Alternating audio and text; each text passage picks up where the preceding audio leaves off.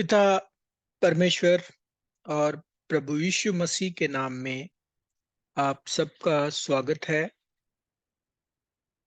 आज हम पहुंच गए हैं लेसन नंबर 38, 38 नंबर अध्याय, तुम्हारा विरोधी शैतान। तो आज का विषय जो हमारा है वो है हम सब के विरोधी शैतान के ऊपर, जिसके विषय में हम वचन में पढ़ते हैं। पहला पत्रस 5वां अध्याय 8 वचन। पहला पत्रस 5वां अध्याय 8 वचन। सचेत हो और जागते रहो, क्योंकि तुम्हारा विरोधी शैतान गरजने वाले सिंह के समान इस खोज में रहता है कि किसको फाड़ खाए। तुम्हारा विरोधी शैतान, यही है हमारा विषय।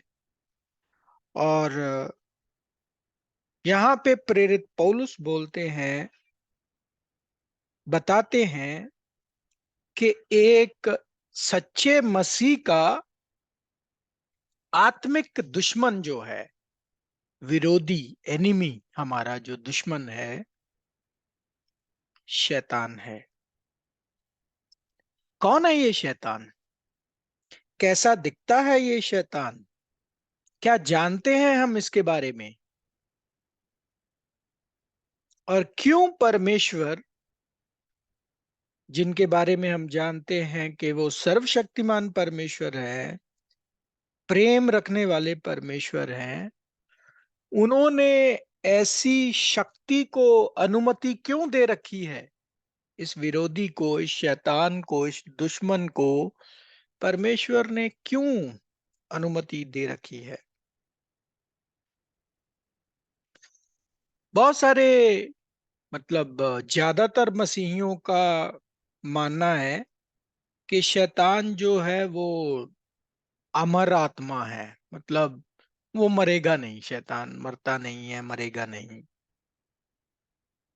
और नरक में रहता है और लगातार इसी कोशिश में लगा रहता है कि ज्यादा से ज्यादा आत्माओं को नरक में लेके जाए। क्या ये सच है? जो बात हम मानते हैं, जो शैतान के विषय में हमने सुना है, क्या ये सच है? सच है का मतलब क्या? कि क्या ये परमेश्वर के वचन के अनुसार है? क्योंकि हमने विषय नंबर 12 से लेके 14 तक पढ़ा कि मनुष्य का आत्मा क्या होता है। और उसमें हमने सीखा कि मनुष्य एक जीवित इंसान है, एक जीवित आत्मा, जिसके पास दो ही चीजें हैं, श्वास और शरीर। जब कोई मरता है, शरीर मिट्टी में चला जाता है, श्वास परमेश्वर के पास वापस लौट जाती है। तो ये जो कॉन्सेप्ट, ये जो शिक्षा हमें सिखाई गई कि शैतान नर्क का रखवाला है, नर्क में ज्यादातर आत्माओं को लेके जाने का उसका मंशा रहती है, ये तो इधर ही फेल हो जाती है सोच। क्योंकि ये तो बिल्कुल गलत शिक्षा है। ऐसा कुछ तो है ही नहीं। फिर हमने देखा नर्क, कि नर्क जो है वो तो कोई ऐसा, परमेश्वर ने कोई जगह नहीं बना रखी जहां पे आग जलती रहती है और जहां पे शैतान जो है उधर नर्क में बैठा हुआ है एसी कमरा लगा के। ये भी परमेश्वर के वचन के अनुसार नहीं है। तो ये सारी शिक्षाएं जब हम सत्य के तराजू पर रख कर देखते हैं तो हमें समझ में आता है कि ये सब कुछ जो हमें बताया गया, कल्पनात्मक इंसान के द्वारा बनाई गई शिक्षाएं, झूठ और झूठी शिक्षा, जो परमेश्वर के वचन के अनुसार नहीं था। तो अगर ये दोनों शिक्षाएं के आत्माएं, तो मरने के बाद तो आदमी का कुछ रहता ही नहीं है और नरक तो ऐसा कोई इंतजाम ही नहीं है। जब हम ये देखते हैं तो फिर हमें समझ में आता है कि शैतान के विषय के बारे में भी हम सत्य नहीं जानते। क्योंकि जो हमें सिखाया गया, जो हम जानते हैं आज तक, वो तो बिल्कुल अ, अ, सत्य के तराजू के अनुसार तो बिल्कुल ठीक नहीं है। ठीक है। और कुछ क्रिश्चियन ग्रुप्स ही हैं, कुछ क्रिश्चियन ऐसी डिनोमिनेशंस हैं, जैसे क्रिस्टाडेल्फियन और क्रिश्चियन साइंस, जो ये विश्वास करते हैं कि शैतान जैसी कोई आत्मा है ही नहीं, सिर्फ सिद्धांत ही होते हैं, अच्छे या बुरे सिद्धांत, जिनमें से मनुष्य को सही और गलत चुनना होता है। ऐसा कोई कोई शैतान नामक प्राणी या कोई सृष्टि है ही नहीं। तो ये क्रिस्टाडेल्फियन एंड क्रिश्चियन साइंस की ऐसी दो डिनोमिनेशंस हैं, वो ऐसा विश्वास करते हैं। ठीक है। अब कईयों ने कल्पनात्मक पिक्चर्स भी बनाई हैं कि वो कैसा दिखता है, वो क्या है, मतलब अपनी अपनी कल्पना के मुताबिक उसकी पिक्चर्स भी बनाई हैं। लेकिन पवित्र शास्त्र क्या बोलता है इन बातों के बारे में? वचन क्या बोलता है शैतान के बारे में? अहम चीज वो है। और परमेश्वर के अनुग्रह से आज हम शैतान का बायोडाटा देखेंगे। और शैतान के इस बायोडेटा में हम आज की पढ़ाई को 7 हिस्सों में बांटेंगे। जैसे कभी बायोडाटा जब आप बनाओ ना, उसमें आप सेक्शंस बनाते हैं। पहला सेक्शन आपका नाम, आपका फोन नंबर, आपका ईमेल एड्रेस, आपका जो भी है। दूसरा सेक्शन आपकी एजुकेशन, तीसरा सेक्शन आपकी एक्सपीरियंस। तो ऐसे ही आज हम परमेश्वर के अनुग्रह से देखेंगे शैतान का बायोडेटा, उसका रिज्यूमे, उसको 7 हिस्सों में बांटेंगे। और सबसे पहला जो हिस्सा है वो है बिगिनिंग, शैतान की शुरुआत। शैतान कौन था, किधर था, क्या नाम था उसका, उसके जीवन की स्टोरी का पहला पहलू क्या है, वो हम देखेंगे परमेश्वर के वचन में से।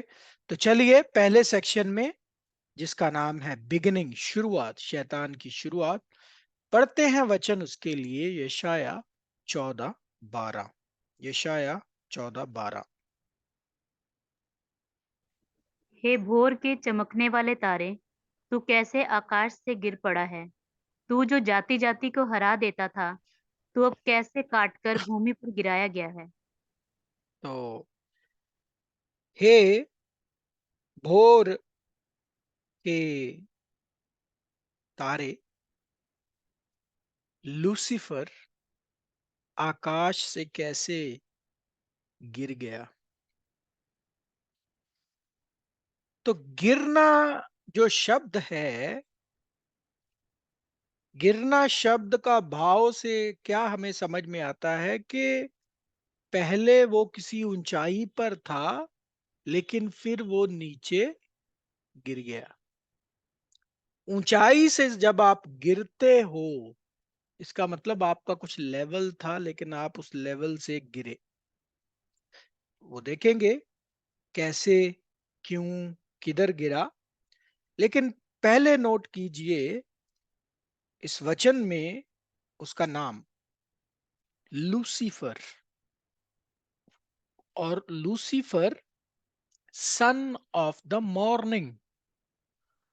Lucifer son of the morning, भोर का तारा या भोर का पुत्र।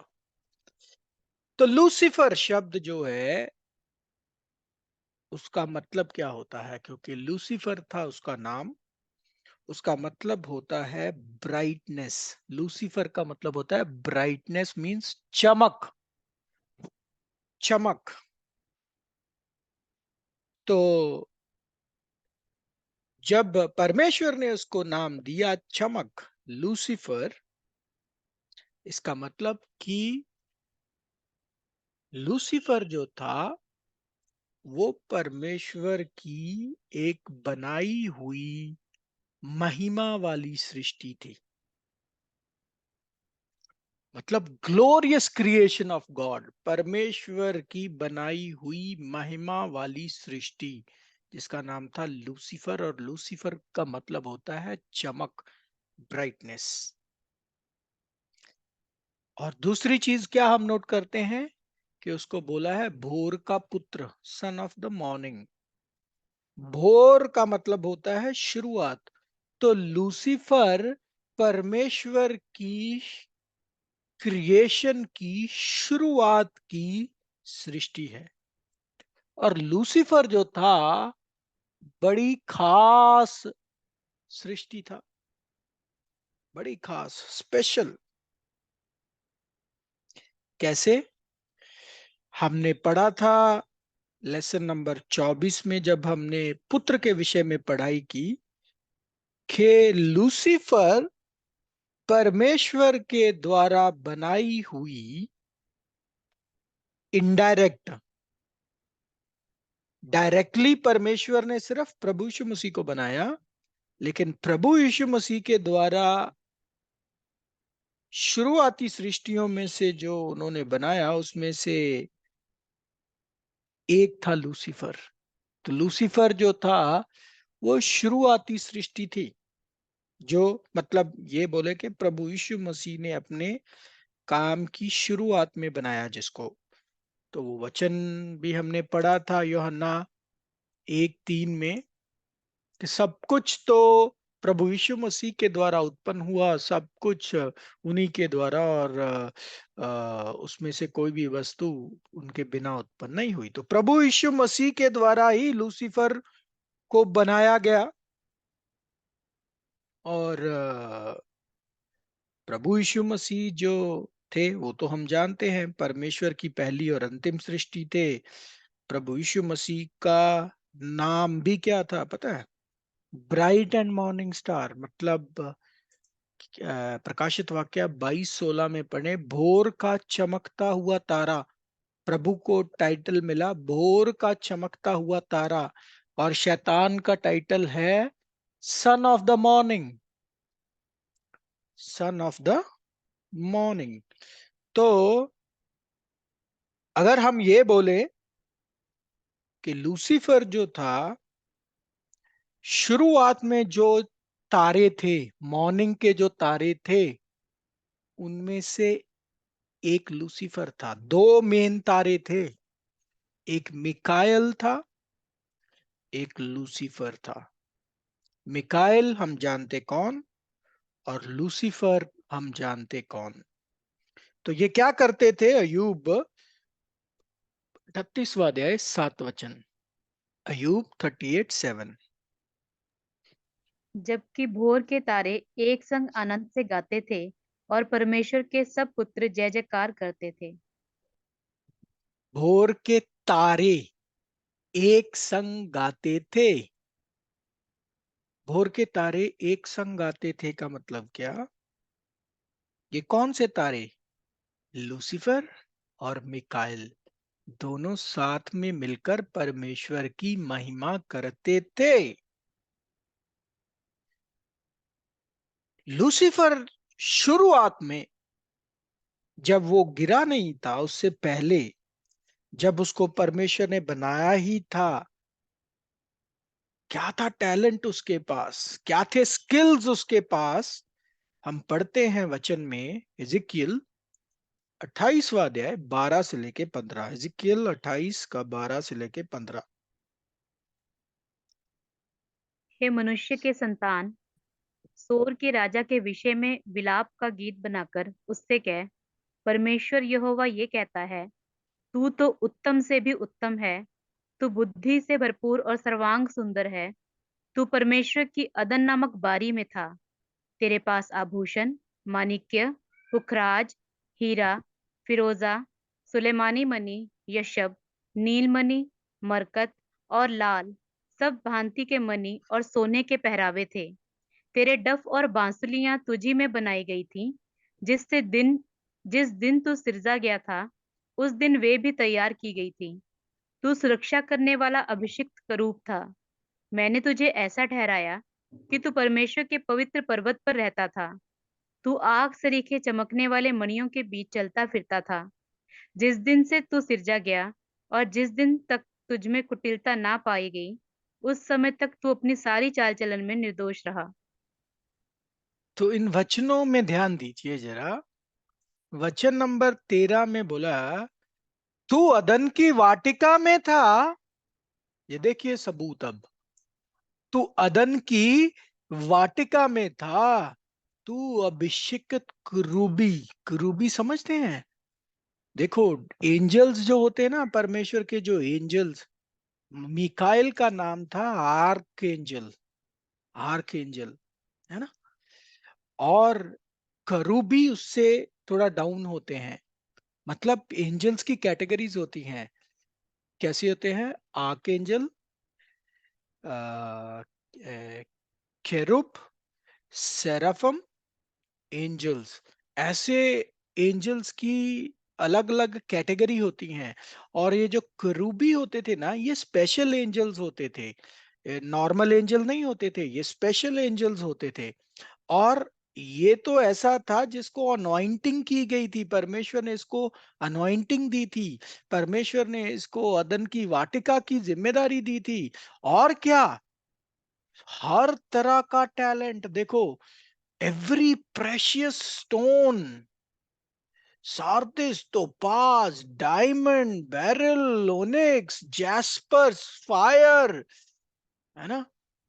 ये सारे तरह के हीरे जवाहरात मोतियों का सारा कंट्रोल इसके पास था। ऊपर से the workmanship of the tabrets of the pipes was prepare, मतलब म्यूजिक, म्यूजिक की मास्टरी इसके पास थी। तो मतलब धन संपत्ति, म्यूजिक की मास्टरी, हर तरह का टैलेंट, हर तरह की यो इसके पास थी। एक्चुअल में अगर आप इसको देखो तो ये वचन में क्या लिखा है पता है? इसको लिखा है upon the king of टायरस। But ये किंग ऑफ टायरस किसी इंसान की बात नहीं हो रही है। ये केरुब की बात हो रही है, एंजल की बात हो रही है। तो किंग ऑफ टायर जो रेफरेंस है, ये लूसीफर को है। क्योंकि अदन की वाटिका में राजा, टायर का राजा तो नहीं था ना अदन की वाटिका में। तो ये शैतान के विषय में बात हो रही है, लूसीफर के विषय में बात। तो कहने का मतलब ये है कि ये जो लूसीफर था, धरती को कंट्रोल करता था, मनुष्य जातियों को कंट्रोल करता था, आत्मिक रूप में, इनविजिबल रूप में आ, वो रहता था। और अदन की वाटिका में तो था ही वो। ठीक है। तो ऐसी इसकी महिमा थी, ऐसी इसकी महिमा थी। इसीलिए जब गेब्रियल आया था, गेब्रियल को, जो ए अगेन एक स्पेशल मैसेंजर एंजल था, मैसेज देने वाला, उसको पकड़ लिया इसने, 21 दिन पकड़ा रखा उसको। पढ़ लो ये बात, दानियल 10वां अध्याय 13वां वचन। फारस के राज्य का प्रधान 21 दिन तक मेरा सामना किए रहा, परंतु मिकाएल जो मुख्य प्रधानों में से है, वह मेरी सहायता के लिए आया, इसीलिए मैं फारस के राजाओं के पास रहा। तो मिकाइल छुड़ाने आया था, 21 दिन तक पकड़ के रखा था। अगेन ये किंग ऑफ पर्शिया कोई और नहीं बल्कि स्पिरिचुअल किंग शैतान की बात हो रही है। तो कहने का मतलब ये है कि एजेकियल के 28वें अध्याय के अकाउंट में जो हम पढ़ते हैं वो ये, कि लूसीफर एक परमेश्वर के बनाए द्वारा बनाई गई बड़ी महिमा वाली परफेक्ट सृष्टि थी, जो बुद्धि, विजडम और सुंदरता से भरपूर थी। मतलब बहुत ज्यादा टैलेंट परमेश्वर ने लूसीफर को दिया था। बुद्धि भी, विजडम भी बहुत था, सुंदरता भी बहुत थी। यही हमने 12वें वचन में पढ़ा। क्या पढ़ा? Thou sealest up the sum full of wisdom and perfect in beauty। सुंदरता में और बुद्धि में पूरी भरपूर। जरा सोच लो, परफेक्शन, जरा सोचो, बुद्धि, इतना उसमें विजडम है, इतना विजडम है कि परमेश्वर के विषय को लेके कितना कंफ्यूज कर दिया दुनिया को। इतने सारे धर्म बना दिए, इतनी सारी पवित्र किताबें बना दी, इतनी सारी फिलॉसफी बना दी, इतनी सारी गलत शिक्षाएं बना दी, इतने सारे वेद बना दे, इतनी सारी भाषाओं में गुरुमुखी, कुरान, पुराना, पता नहीं क्या क्या बनवा दिया उसने। तो इसलिए उसको बोला फुल ऑफ विजडम था, पूरा बुद्धि से भरपूर। और उसके अंदर कैरेक्टर क्वालिटीज बहुत थी। म्यूजिक इंस्ट्रूमेंट्स का मास्टर था वो, म्यूजिकल इंस्ट्रूमेंट्स का मास्टर था। इसीलिए दुनिया को आज उसने म्यूजिक में ऐसा पगलाया हुआ है ना कि दुनिया नाचती है उसके इशारों पर। Disco, rock and roll, rap, पता नहीं क्या क्या। ठीक है। तो फिर 14वें वचन में बोला, जो तुम अभिषेकित करूबी थे, है ना, तो परमेश्वर ने लूसीफर को एक तरह का गार्डियन एंजल बना के रखा था आदम और हवा के लिए। कहाँ? अदन की वाटिका में। ये उसको परमेश्वर ने बहुत बड़ा काम दिया था। और वो कहाँ रहता था? परमेश्वर के पर्वत पर। परमेश्वर के पर्वत का मतलब, पर्वत जो हमेशा चिन्ह है होता है, उसका मतलब होता है परमेश्वर का राज्य। परमेश्वर का राज्य। तो परमेश्वर का राज्य पूरे ब्रह्मांड में था। उधर लूसीफर के पास बहुत बड़ा अवसर था, मौका था, और वो उधर रहता था। और क्या बोलता है, तू तारों के बीच में घूमता फिरता था, तू आग के बीच में घूमता फिरता था ना। लिखा ना इधर 14वें वचन में कि तू परमेश्वर के पवित्र पर्वत पर रहता था, तू आग सरीखे चमकने वाली मणियों के बीच में चलता फिरता था। मतलब ये जो परमेश्वर के तारे, परमेश्वर की सृष्टि है ना, तारे, चांद, सूरज, इनके बीच में तू रहता था। ठीक है। तो ये हम पढ़ते हैं लूसीफर के विषय में।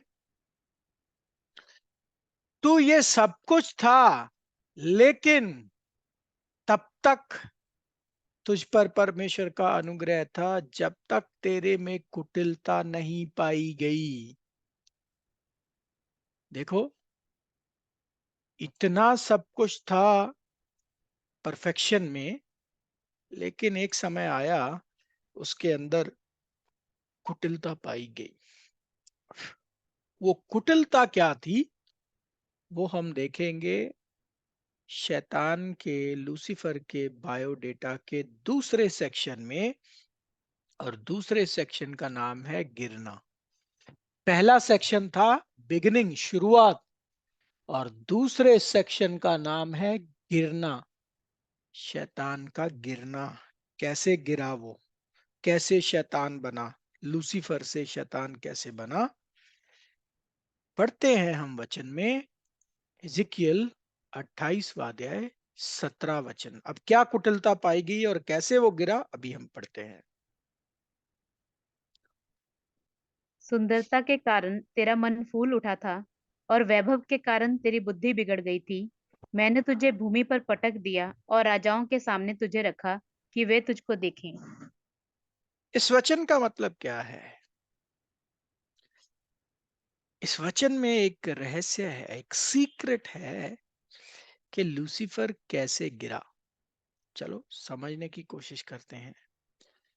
परमेश्वर ने, जैसे अभी हमने वचनों में पढ़ा, अभिषेकित करूबी बनाया, उसको अदन की वाटिका में एक बहुत बड़ी जॉब दी, रक्षक के तौर पर आदम और हवा का रक्षक करके उसको अदन की वाटिका में रखा। उनकी देखभाल के लिए, उनकी प्रोटेक्शन का काम जो था वो परमेश्वर ने लूसीफर को सौंपा। लेकिन लूसीफर के मन के अंदर परमेश्वर को लेके एक तो क्वेश्चन पैदा हुए। वो क्या थे क्वेश्चन, वो भी देखेंगे। और परमेश्वर के प्रति उसकी जो सोच भावना थी उसमें बदलाव आया। क्यों और कैसे आया हम देखेंगे। अभी अभी हमने पढ़ लिया कि फुल ऑफ विजडम और सुंदरता, मतलब वैभव की कमी नहीं थी। सुंदरता थी, बुद्धि भी थी, विजडम भी था, सब कुछ था। तो उस कारण इसका मन फूल उठा। वैभव के कारण बुद्धि बिगड़ गई। अब इधर इतना ही लिखा है। अब हमें समझना है क्या हुआ। लूसीफर, जैसे हम देख रहे हैं कि सब सब चीजों में सर्वगुण संपन्न जैसे बोलते ना, वैसे था। तो जब परमेश्वर ने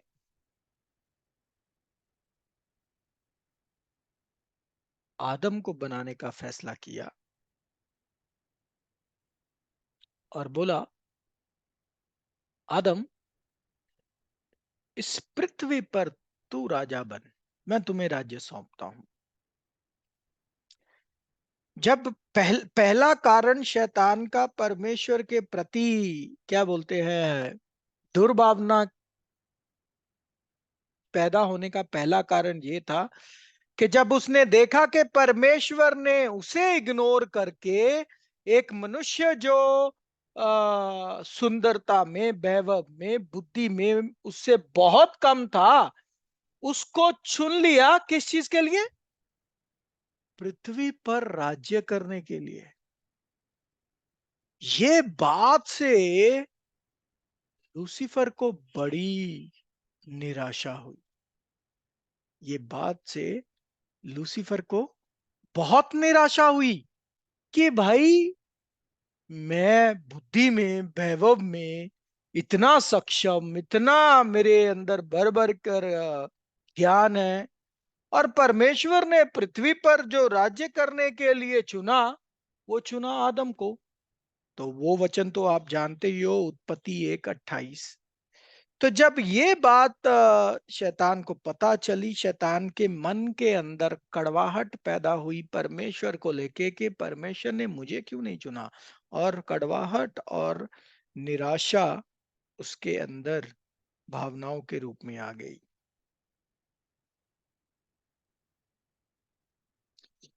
दूसरी स्टेटमेंट जिसकी वजह से उसके मन के अंदर परमेश्वर के प्रति और कड़वाहट आई, वो ये थी कि जो परमेश्वर ने टेस्ट रखा आदम के ऊपर, कि तुम हर एक पेड़ से खाना, लेकिन अगर इस पेड़ से खाओगे तो मर जाओगे। तो लूसीफर पहले ही कड़वाहट में था मन के अंदर, उसको उसके अंदर परमेश्वर को लेकर ऑलरेडी शक के बीज उसके मन में बी बो चुके थे। तो वो इस बात को समझ नहीं आया, उसको उसको ये बात समझ नहीं आई कि परमेश्वर ये टेस्ट क्यों रख रहे हैं इस पे, आदम और हवा पे। उसने सोचा कि ये तो अनफेयर है, ये तो ठीक नहीं है, ऐसे कैसे परमेश्वर वो कर सकते। तो अपने आप को ना वो परमेश्वर से बड़ा समझना शुरू कर दिया। जब ये दो चीजों को उसने देखा तो उसके अंदर बहुत बड़ा बदलाव आया। और वो बदलाव क्या था, जो तीसरे अध्याय में फिर होता है, उत्पत्ति के तीसरे अध्याय में, कि उसने हवा को मिसगाइड किया, धोखा दिया, झूठ बोला, और उनको बोला, अरे क्या ये परमेश्वर ने तुम पर टेस्ट रखा है, तो तुम कभी नहीं मरोगे। उत्पत्ति 3:4 में क्या बोलता है वो? तब सर्प ने स्त्री से कहा, तुम निश्चय ना मरोगे। क्योंकि उसको परमेश्वर की बात ही नहीं समझ आई, परमेश्वर ऐसा टेस्ट क्यों रख रहे हैं। और उसने, वो परमेश्वर से ज्यादा बुद्धिमान अपने आप को वो समझने लगा। और उसने इस खुन्नस में और इस उसमें अपने आप को परमेश्वर से ऊंचा दिखाने की कोशिश की, और हवा को बोला, तुम कभी नहीं मरोगे। कॉन्ट्राडिक्शन, परमेश्वर की बात को काट डाला, कॉन्ट्राडिक्ट किया। ये करने की वजह से प्रभु यीशु मसीह बताते हैं, ये था उसका पहला गुनाह, पाप। पढ़ लो, यूहन्ना 8:44। तुम अपने पिता शैतान से हो और अपने पिता की लालसाओं को पूरा करना चाहते हो। वह तो आरंभ से हत्यारा है और सत्य पर स्थिर न रहा, क्योंकि सत्य उसमें है ही नहीं। जब वह झूठ बोलता तो अपने स्वभाव ही से बोलता है, क्योंकि वह झूठा है, वरन झूठ का पिता है। क्योंकि वह झूठा है, झूठ का पिता है। तो मतलब शैतान है वो सोर्स, वो जो केंद्र, जहां से झूठ पैदा हुआ, शुरू से हत्यारा, जिसकी वजह से मृत्यु करीबन घटा। तो लूसीफर परमेश्वर का विरोध करके क्या बन गया? परमेश्वर का विरोध बनकर, सॉरी, विरोध करके अपनी उस सुंदरता से गिरा, परमेश्वर का विरोधी बना, और बन गया शैतान। बन गया शैतान। जब उसने ये काम कर दिया, तो परमेश्वर बोलते फिर 3:14 में, उत्पत्ति 3:14। तब यहोवा परमेश्वर ने सर्प से कहा, तूने जो ये किया है, इसीलिए तू सब घरेलू पशुओं और सब जंगली पशुओं से अधिक श्रापित है। तू पेट के बल चला करेगा और जीवन भर मिट्टी चाटता रहेगा। तू पेट के बल चला करेगा और जीवन भर मिट्टी चाटता रहेगा। तो ये जो शब्द थे, ये सांप को नहीं, बल्कि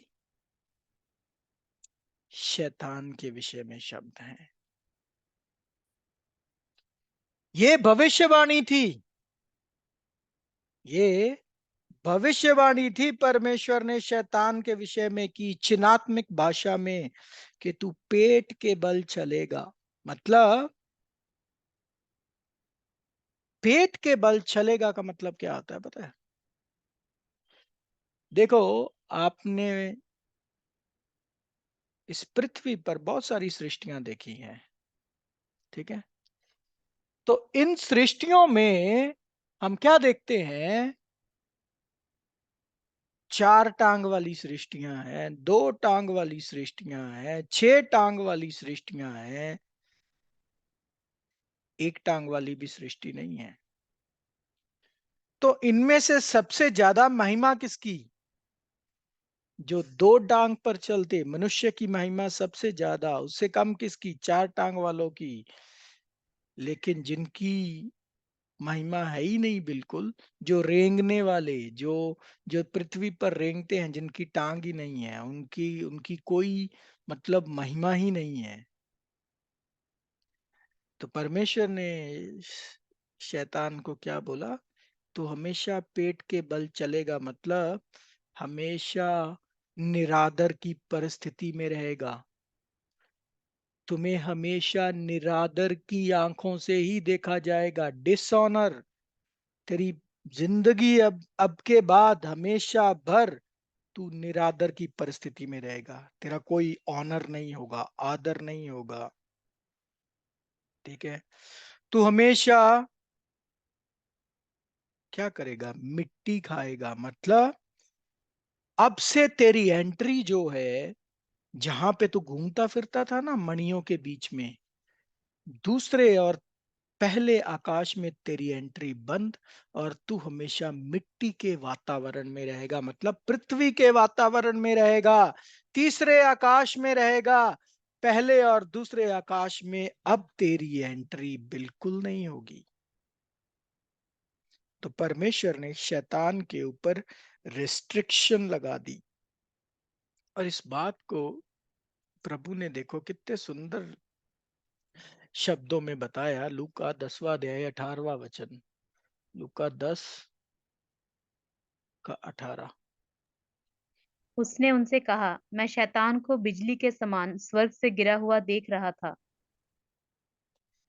मैं शैतान को बिजली के समान स्वर्ग से गिरा हुआ देख रहा था। तो जो अथॉरिटी, जो अधिकार, जो महिमा परमेश्वर ने लूसीफर को स्वर्ग में दी थी, तीनों स्वर्गों में, उससे वो गिर गया। गिर गया अनाज्ञाकारी की वजह से, गिर गया अपने वैभव और अपनी सुंदरता की मगरूरी में। ये था दूसरा सेक्शन, दूसरा पहलू, दूसरा क्या बोलते हैं, हिस्सा शैतान के बायोडेटा का। तो दो देख लिए, शैतान की शुरुआत, शैतान का गिरना। अब देखते हैं तीसरा पहलू, तीसरा सेक्शन, जिसमें अब शैतान ने बहुत बड़े बड़े सपने देखने शुरू कर दिए। एम्बिशन, ये एम्बिशन जो होता है ना, खास करके ये वाला, इससे बच के रहिएगा, क्योंकि ये एम्बिशन जो है ना, ये पागलपन की परिस्थिति में कर देता है। और लूसीफर इसी का शिकार हुआ। क्या था उसका सपना, अब क्या था एम्बिशन, क्या उसने सोचा मन में, पढ़ते हैं तीसरे सेक्शन में, और वचन पढ़ेंगे यशाया 14वां अध्याय 13 और 14 वचन।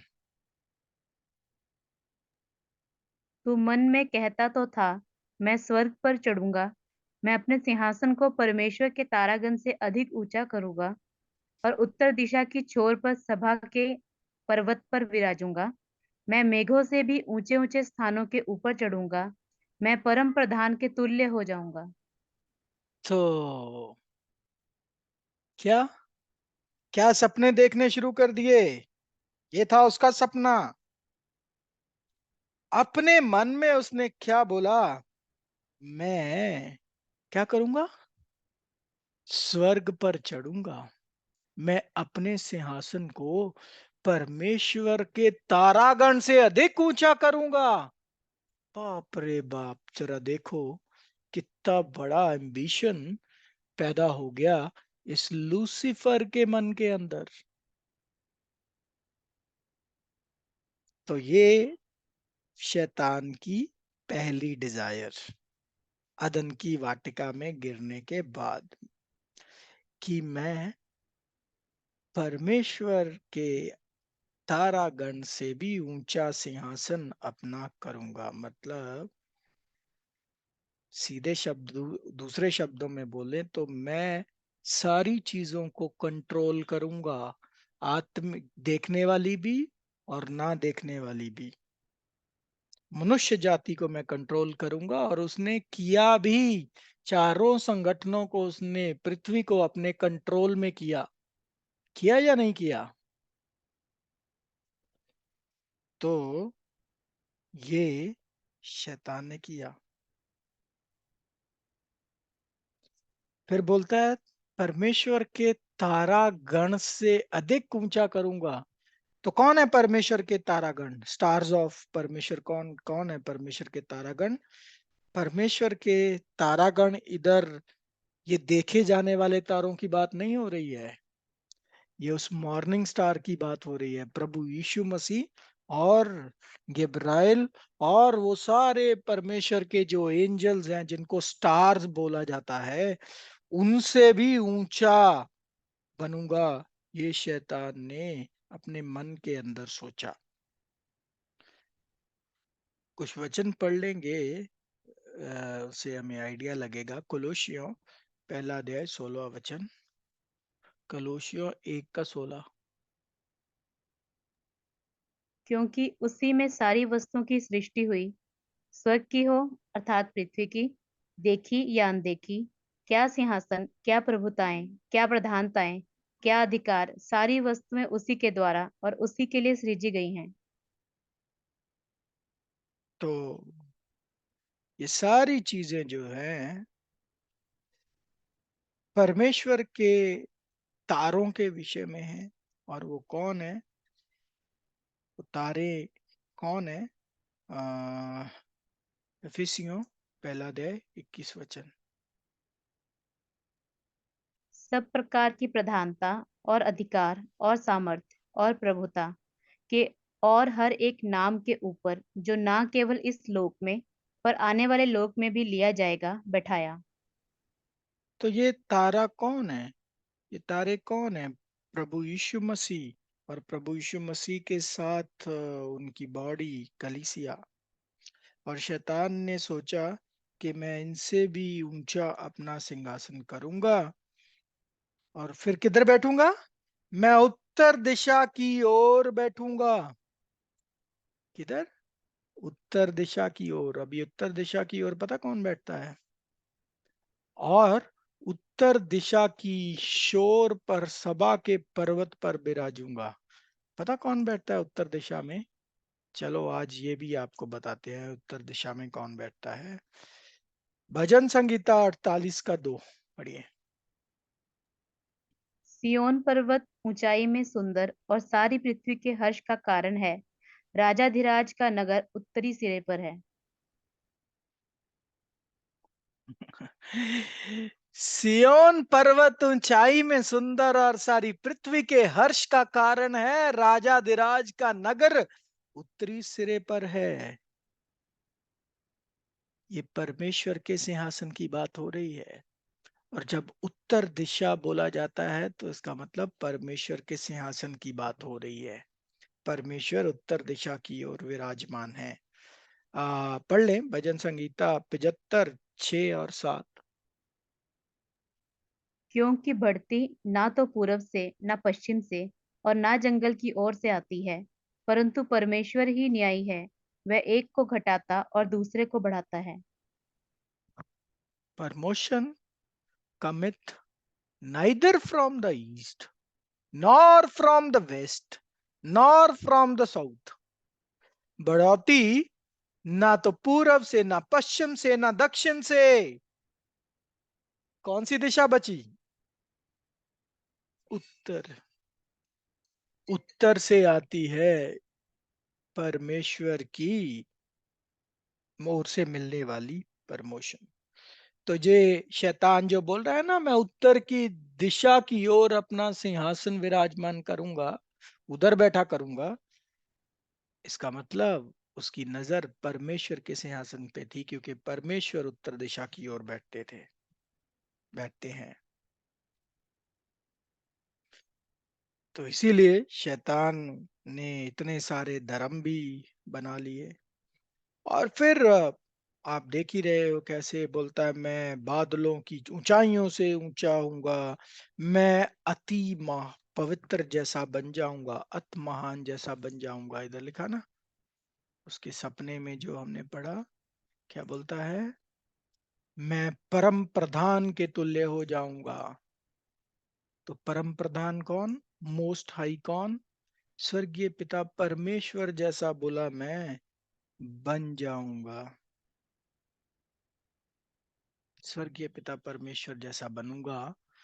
ऐसी सपने, ऐसी सोच, ऐसा एम्बिशन इस लूसीफर के मन के अंदर जो था वो आ गया। ठीक है। और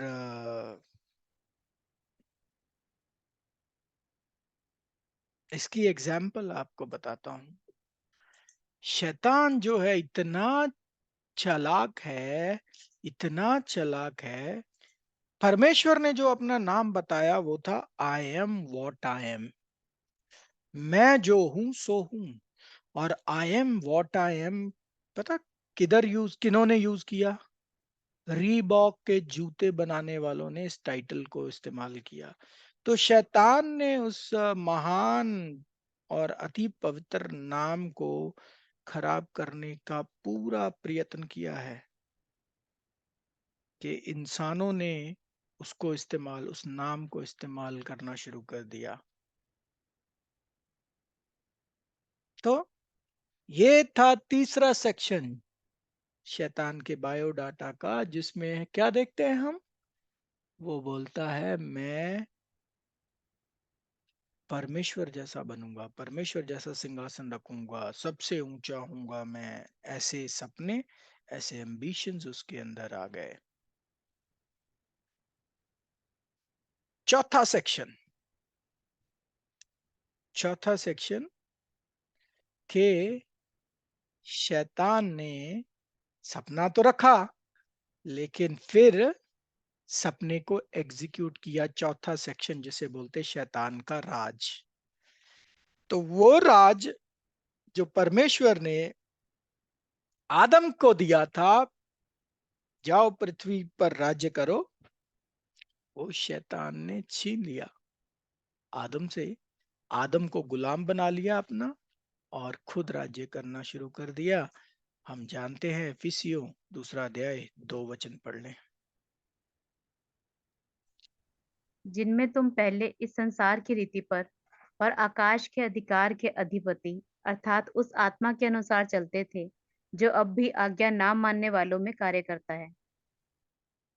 तो Prince of the power of the air, दूसरा संसार और पहले संसार का राज्य किसके पास? अनदेखी एक शक्ति, आत्मिक शक्ति। कौन? शैतान, और शैतान के साथ गिरे हुए स्वर्गदूत। इसमें क्या किया उसने? पूरी मनुष्य जाति की समझदारी की आंखों को, बुद्धि को उसने क्या कर दिया? अंधा कर दिया। इस संसार के ईश्वर ने बुद्धि को अंधा कर दिया है।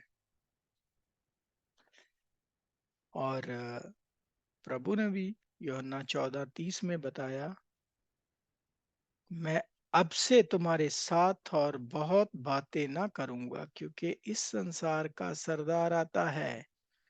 इस संसार का सरदार कौन? उस संसार जिसमें प्रभु यीशु मसीह। दूसरे संसार का सरदार कौन? शैतान। ये रेफरेंस शैतान को है।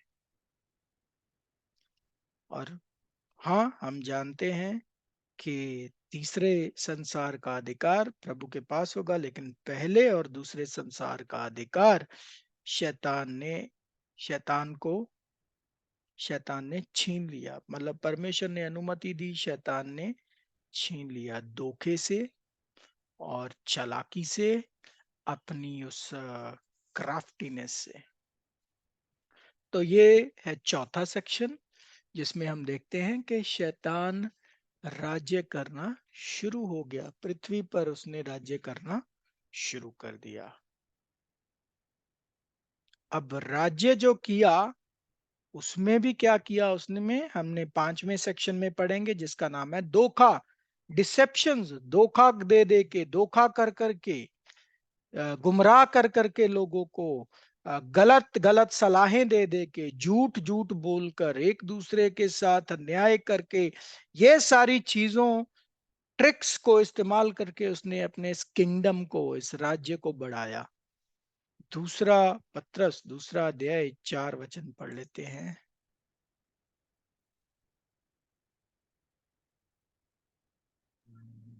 क्योंकि जब परमेश्वर ने उन दूतों को जिन्होंने पाप किया नहीं छोड़ा, पर नरक में भेजकर अंधेरे कुंडों में डाल दिया ताकि न्याय के दिन तक बंदी रहें। तो अभी न्याय के दिन तक बंदी रहे, मतलब परमेश्वर ने किधर डाल रखा है इन सबको? ये धरती के वातावरण में है। ये इनके लिए हमने पढ़ा था तारतुरुस शब्द जो नर्क की पढ़ाई में। तो इनके लिए नरक है पृथ्वी का वातावरण। अंधकार की परिस्थिति में, अंधकार मतलब क्या है? पृथ्वी को अंधकार बोला गया है। अंधकार का मतलब झूठ। झूठ की परिस्थिति में, और इन पर रिस्ट्रिक्शन लगा रखी। बेड़ मतलब इनको जंजीर से बांध रखेगा, कुंडों के साथ बांध रखेगा। मतलब क्या है? रिस्ट्रिक्शन। कि ये पृथ्वी के वातावरण में ही रह सकते हैं, ये बाहर नहीं निकल सकते उधर से, ये नहीं जा सकते दूसरे और पहले आकाश में। ठीक है। तो इसमें रहकर ये क्या करते हैं? गलत गलत अजमाइशें हमारे मनों के अंदर डालते हैं, गलत गलत विचार हमारे मन के अंदर डालते हैं, गलत गलत सलाह अ, हमारे अंदर डालते हैं। इसका सबसे बड़ा सबूत देखो कैसे शैतान कार्य करता है। यूहन्ना 13वां अध्याय 2 वचन में, यहूदा के मन के अंदर घुस गया ये, और गलत सलाह दी, और बोला जाओ अपने मास्टर को ही 30 उसमें बेच दो और पकड़वा दो। तो यही का जो यहूदा के साथ किया, ऐसे ही ये सारी मनुष्य जातियों के साथ करता है। गलत गलत सलाह देता है, धोखा देता है, और यही इसकी चाल रहती है ट्रैप करने की। पढ़िए यूहन्ना 13:2। और जब शैतान शमौन के पुत्र यहूदा इस्करियोती के मन में ये डाल चुका था कि उसे पकड़वाए, तो भोजन के समय जी। तो शैतान डालता है ये गंदे गंदे विचार, गंदी गंदी सोच। जब आप कुछ गलत करने जा रहे हो ना, आपके अंदर वो जो विचार आ जाएं, किसी के साथ धोखा करने जा रहे हो, किसी के साथ कुछ गलत करने जा रहे हो, कोई चोरी करने जा रहे हो, कुछ गलत करने जा रहे हो, तो वो सोच आपके अंदर पता किसने डाली है? ये नोट कर लीजिए, ये शैतान डालता है। आप अगर सोचो कि भाई हम तो नहीं नहीं, हम तो प्रभु को मानते हैं, हम तो बाइबल पढ़ने वाले हैं, हमें तो कोई ट्रैप नहीं कर सकता है, शैतान हमारे साथ तो ऐसी चालबाजी नहीं कर सकता है। अरे भाई, सावधान हो जाओ।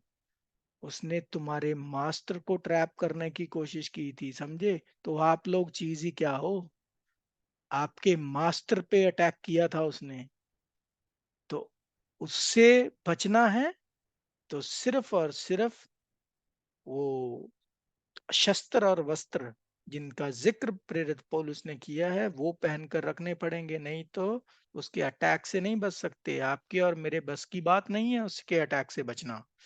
पढ़ लीजिए मत्ती 4:3 और 4। आपके हमारे मास्टर को उसने धोखा देने की कोशिश की थी, ट्रैप करने की कोशिश की थी।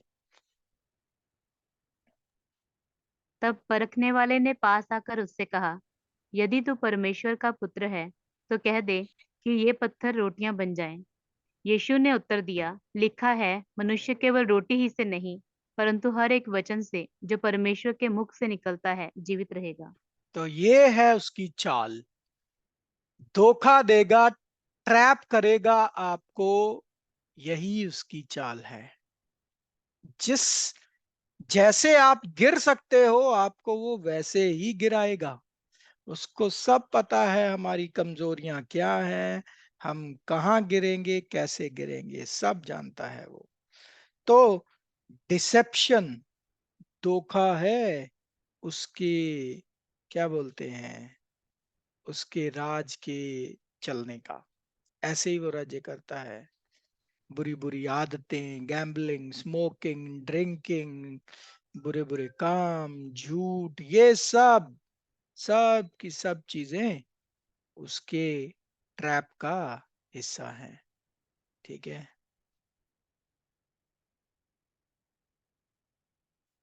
और क्या धोखा उसने दिया मनुष्य जाति को, पता है क्या?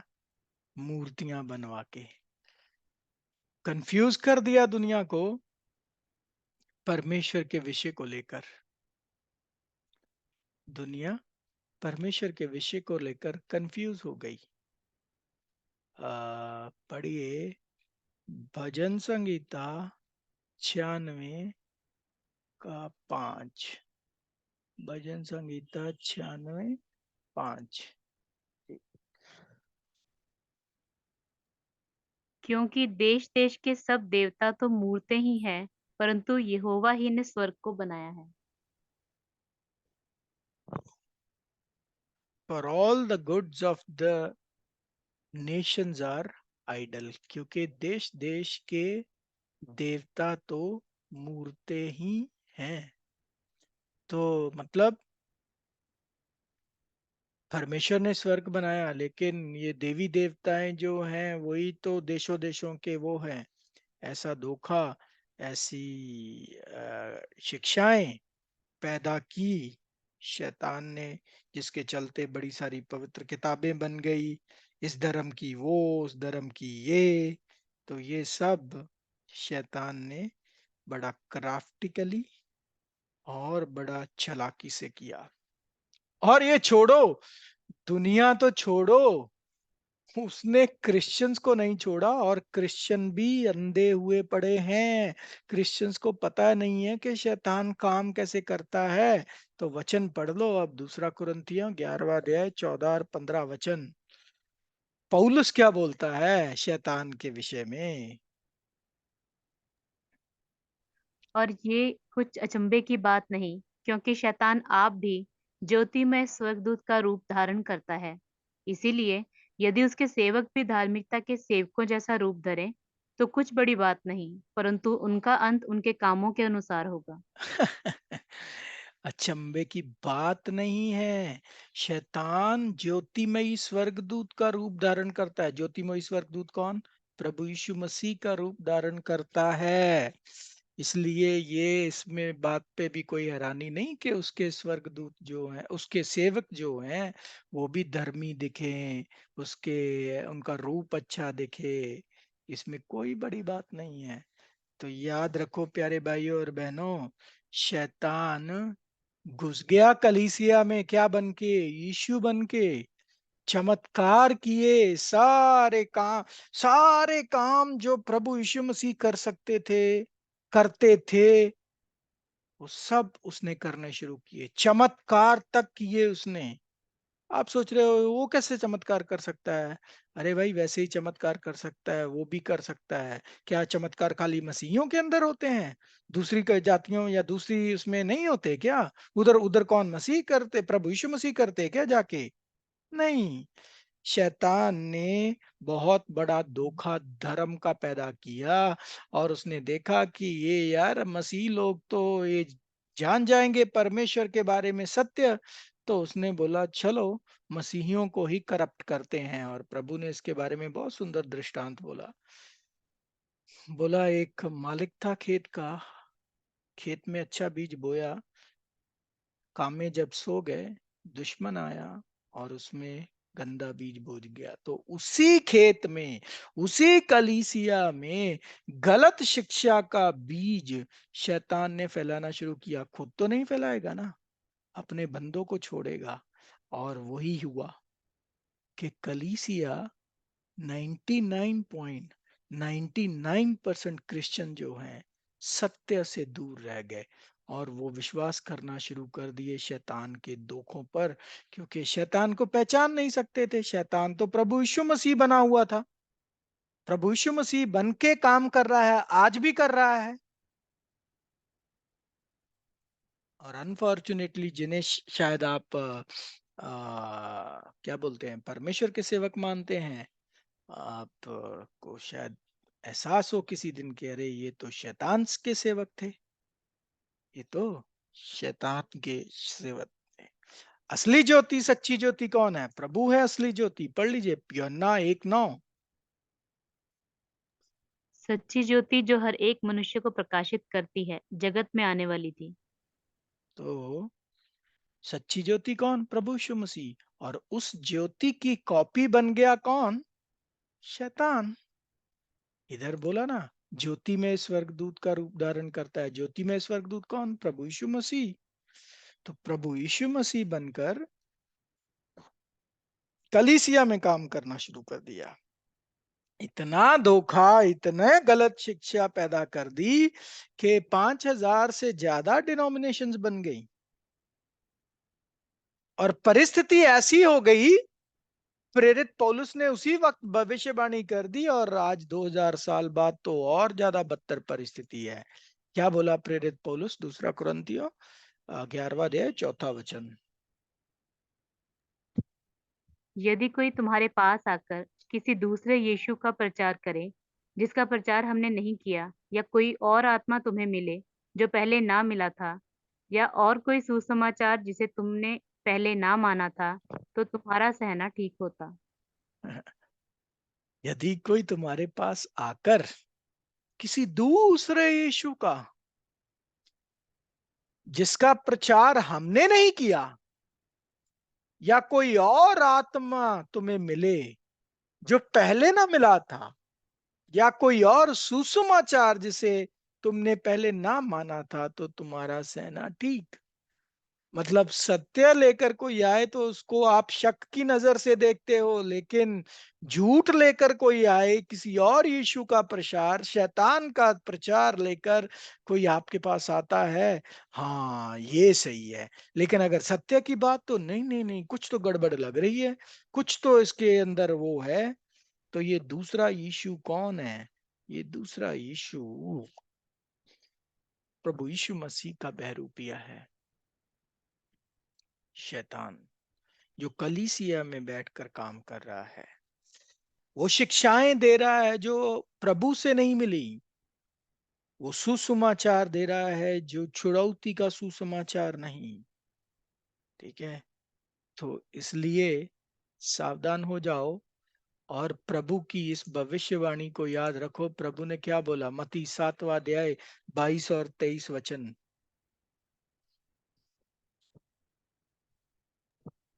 उस दिन बहुत लोग मुझसे कहेंगे, हे प्रभु, क्या हमने तेरे नाम से भविष्यवाणी नहीं की, और तेरे नाम से दुष्ट आत्माओं को नहीं निकाला, और तेरे नाम से बहुत अचंभे के काम नहीं किए? तब मैं उनसे खुलकर कह दूंगा, मैंने तुमको कभी नहीं जाना। हे कुकर्म करने वालों, मेरे पास से चले जाओ। हे प्रभु, हे प्रभु, 2 बार बोला है। बहुत सारे आएंगे, बोलेंगे हे प्रभु, हे प्रभु, तेरे नाम से भविष्यवाणियां नहीं की क्या हमने? तेरे नाम से दुष्ट आत्माओं को नहीं निकाला? तेरे नाम से बहुत अचंभे काम नहीं किए क्या? प्रभु बोलेंगे, मैं तुमको कभी नहीं जाना, दूर हो जाओ मेरे से। देख लो प्यारे भाइयों और बहनों, ये एंड की बात है। प्रभु इंटरवीन नहीं कर रहे हैं। कोई प्रभु का नाम लेकर कोई चमत्कार कर रहा है, कोई मिनिस्ट्री चला रहा है, प्रभु कुछ नहीं करेंगे, अभी कुछ नहीं कहेंगे। लेकिन जब समय आएगा इनाम देने का, तो ये जाएंगे, प्रभु तेरे नाम पर हमने देखो ये इतनी बड़ी मिनिस्ट्री खोली, ये किया वो किया। प्रभु बोलेंगे, अरे हटो, मैं नहीं जानता तुम्हें, चले जाओ मेरे से दूर। अब ये 2 बार क्यों बोला हे प्रभु, हे प्रभु? प्रभु यीशु मसीह की कलीसिया के 2 हिस्से हैं। एक तो वो पशु, दूसरा झूठा भविष्यवक्ता, यानी रोमन कैथोलिक एंड प्रोटेस्टेंट। ये दोनों संगठन प्रभु के पास क्लेम करने जाएंगे, प्रभु, या इन संगठनों के सेवक बोलेंगे, प्रभु हमने तुम्हारे नाम पर देखो ऐसा किया, इतने लोगों को बपतिस्मे दिए, इतने लोगों को चंगा किया। प्रभु बोलेंगे, अरे जाओ यार, मैं नहीं जानता तुम्हें। जरा सोच लो ये परिस्थिति। आज के सो कॉल्ड इतने बड़े बड़े अपने आप को महिमा प्राप्त करने वाले परमेश्वर के सेवक, और उनको क्या बोलते हैं? कुकर्म करने वालों, हे कुकर्म करने वालों। क्या करने वालों? कुकर्म करने वालों, दूर हो जाओ मेरी नजरों से। तो शैतान के पास बहुत पावर है, उसको ऐसा वैसा मत समझो आप लोग।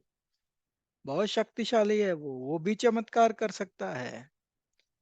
अनफॉर्चुनेटली शैतान ने इतना अंधा कर दिया है मनुष्य जाति, खास करके क्रिश्चियंस की बुद्धि को, कि 99% जो क्रिश्चियंस हैं वो शैतान को विश्वास करते हैं, प्रभु को विश्वास नहीं करते।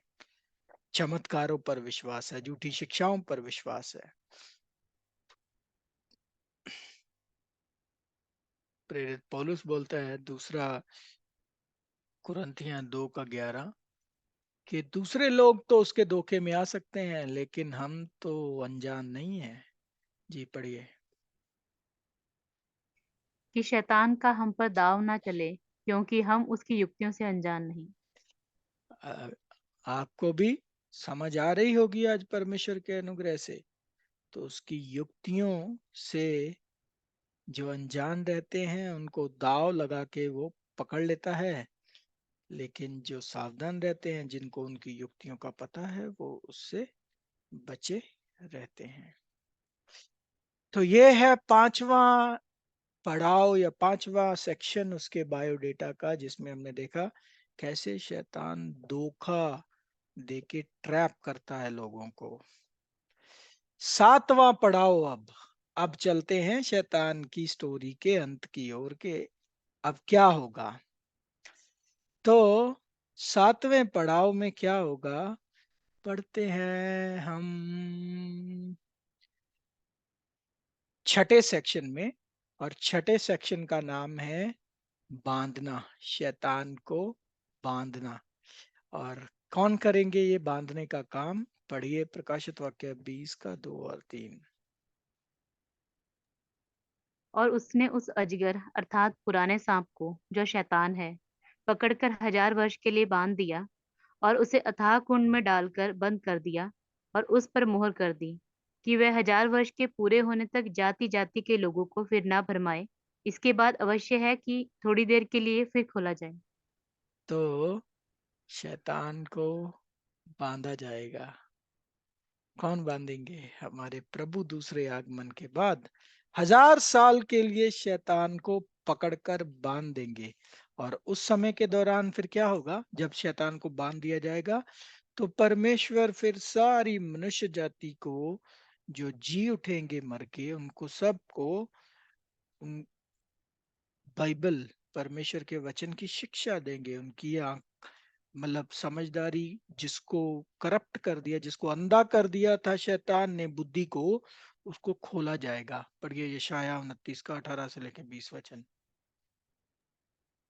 उस समय बहरे पुस्तक की बातें सुनने लगेंगे और अंधे, जिन्हें अब कुछ नहीं सूझता, वह देखने लगेंगे। नम्र लोग यहोवा के कारण फिर आनंदित होंगे और दरिद्र मनुष्य इज़राइल के पवित्र के कारण मग्न होंगे, क्योंकि उपद्रवी फिर न रहेंगे और ठट्ठा करने वालों का अंत होगा, और जो अनर्थ करने के लिए जागते रहते हैं। तो शैतान को पकड़कर बांधे जाने के बाद उनकी बुद्धि को, जिसको अंधा किया शैतान ने, उसको खोला जाएगा। कैसे? समझ देकर, ज्ञान देकर, पुस्तक की बातें वो सुनेंगे और देखेंगे भी। और ये भी पढ़ा है हमने हबक्कूक 2:14, परमेश्वर का ज्ञान पृथ्वी पर ऐसे भर जाएगा जैसे समंदर में पानी। ठीक है। तो ये, तो छठे सेक्शन में है शैतान को बांधा जाना। कितने साल तक? 1000 साल तक प्रभु पकड़ के उसको बांध देंगे। उसके बाद क्या होगा? सातवें और अंतिम सेक्शन में, सातवें और अंतिम सेक्शन में 1000 साल के बाद शैतान का छोड़े जाना और शैतान का सर्वनाश।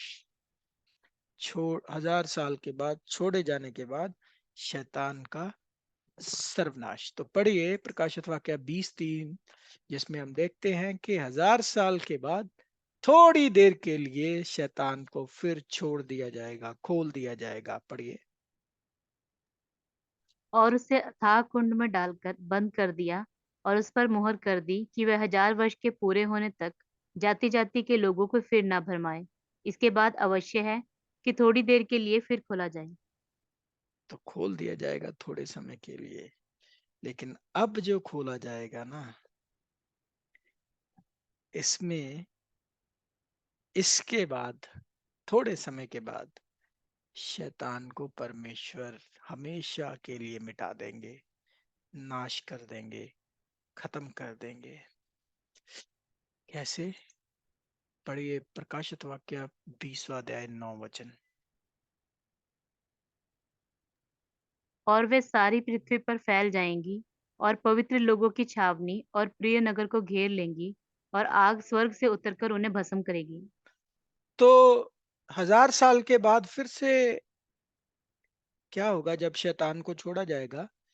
तो ना खाली शैतान बल्कि कुछ मनुष्य भी शैतान के कैरेक्टर को दोबारा से दिखाएंगे। उन सबको उन सबको दूसरी मृत्यु पता कैसे होगी? दूसरी मृत्यु ऐसे नहीं होगी जैसी जैसे कोई मरता है उसको आप शमशान घाट छोड़ने जाते हो, ऐसी नहीं। आकाश से आग आएगी सीधी और भस्म करके चली जाएगी।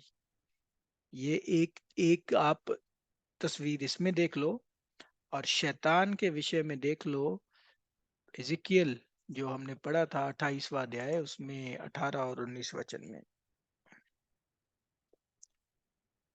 तेरे अधर्म के कामों की बहुतायत से और तेरे लेन देन की कुटिलता से तेरे पवित्र स्थान अपवित्र हो गए।